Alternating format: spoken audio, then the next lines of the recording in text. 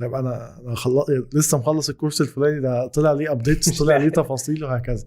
ايه الطريقه اللي انا احاول ان انا احافظ بيها على ان انا ابديتد، يعني انا اون تراك يعني؟ صحيح.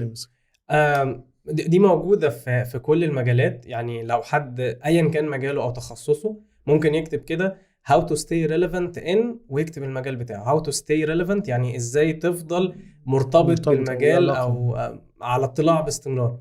يعني دلوقتي جوجل هو بيسأل جوجل قبل ما تسأل اي حد، فلو كتبت الجملة دي ايا كان مجالك، حاجة متخصصة جدا او حاجة عامة جدا، بيجيب لستة كده ومقالات ماشية خطوات ان انا ازاي اعمل حاجة زي دي. الفكرة كلها ان دايما انا بحاوط نفسي بالناس اللي انا عايز ابقى زيهم.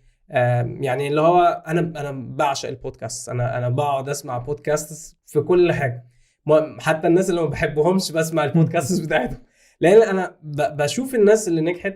النجاح ملوش مفهوم واحد يعني. بالظبط. ممكن واحد يشوف ان النجاح فلوس، واحد يشوفه شهرة، واحد يشوفه درجة علمية، ملوش تعريف واحد ملوش يعني. طريق واحد، ولا طريق واحد مش ليه 70 طريق مختلف.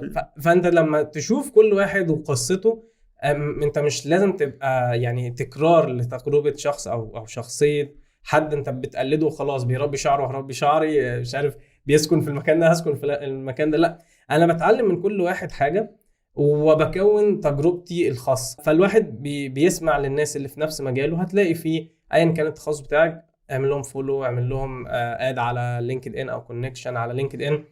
بتابع الناس دي، بدور على البودكاست اللي في مجالي، بشترك في القنوات اللي في المجال بتاعي. الناس دي عمالة تنزل اي ابديت يحصل. مثلا انت ازاي تبقى مدير مشروعات ناجح في 2023، انا اللي بنزل الفيديو ده بقى. عندي القناه بتاعتي.